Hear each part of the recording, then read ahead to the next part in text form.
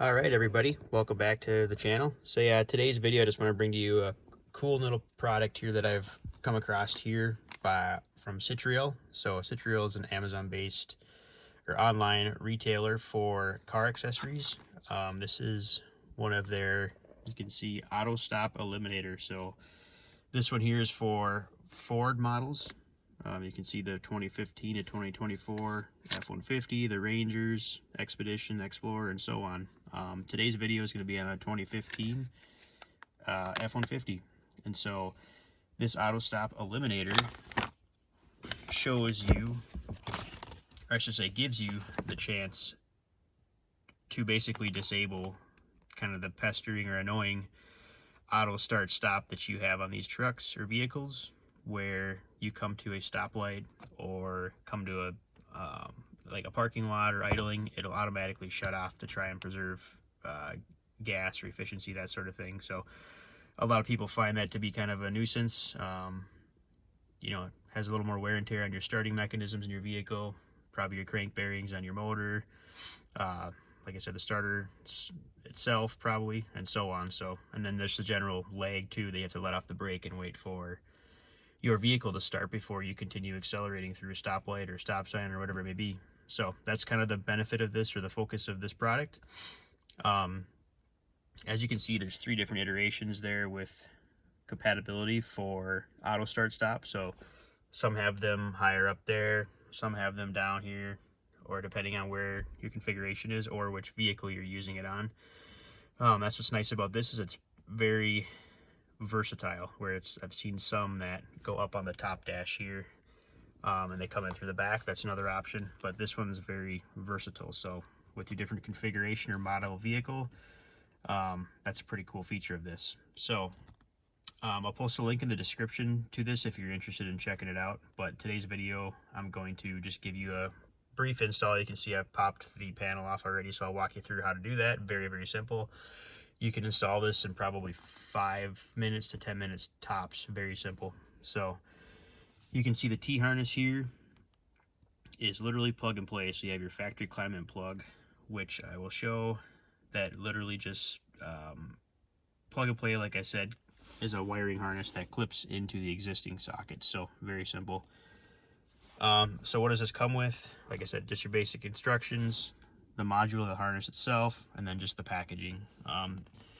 So like I said, the cool thing about this is versatility.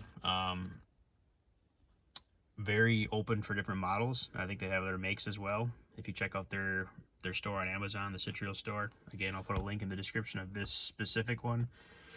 Cons, I can't really think of anything too bad on this so far, but it seems to be very straightforward. It may be a little bulkier just with the module compared to some of the other offerings that you see online.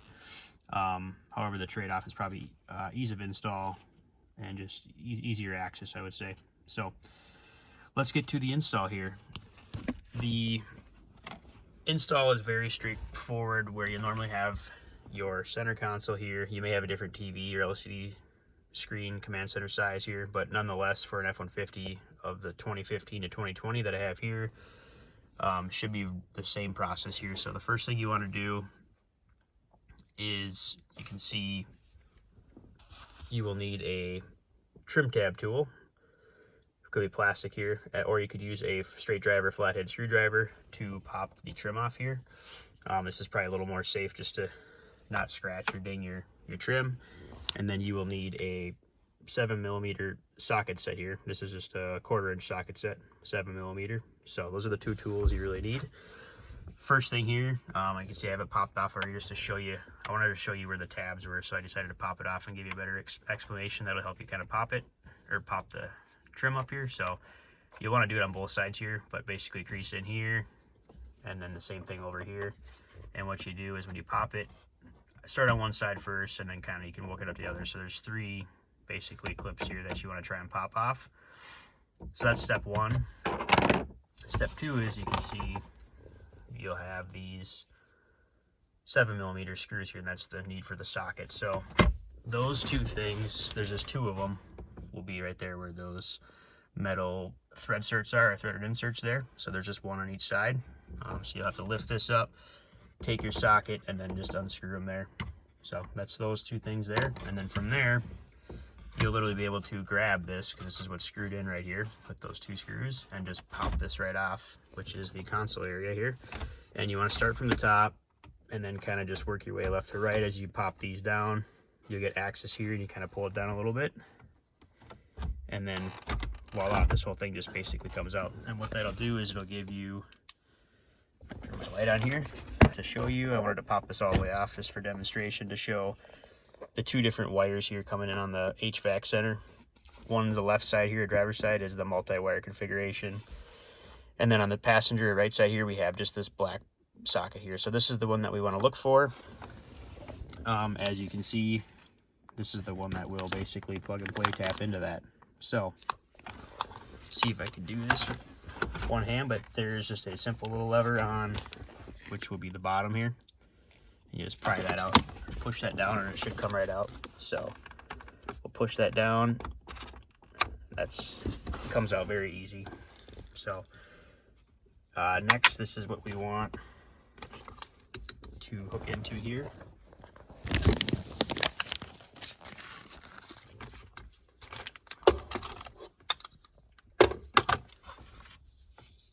this out here.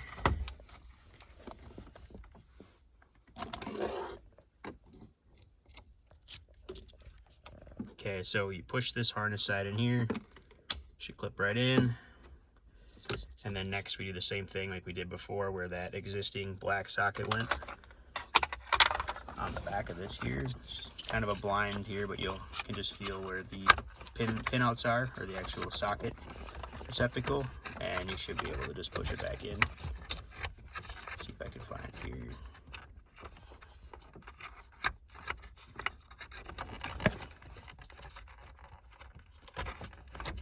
There we go. So you kind of just have push it around a little bit side to side until you figure that out, and that just pushes right in. So there you have it. Then the next thing here is just, you can see the module is probably the only thing that's a little bulky here. I may put some felt or something around this just to keep it like a little more padded or something. Otherwise I'm just going to push it out out of the way over here. You can see there's plenty of room there on the right. You could probably do it even in the left of it. It's situated down there, and you'll be fine. So that's all there is to that. I'm gonna get this put back together, and just reverse the order for assembly. You push it back in, work your way back up, put your two 7mm screws back in, and then you can just snap this right back down in place, and that's all there is to it.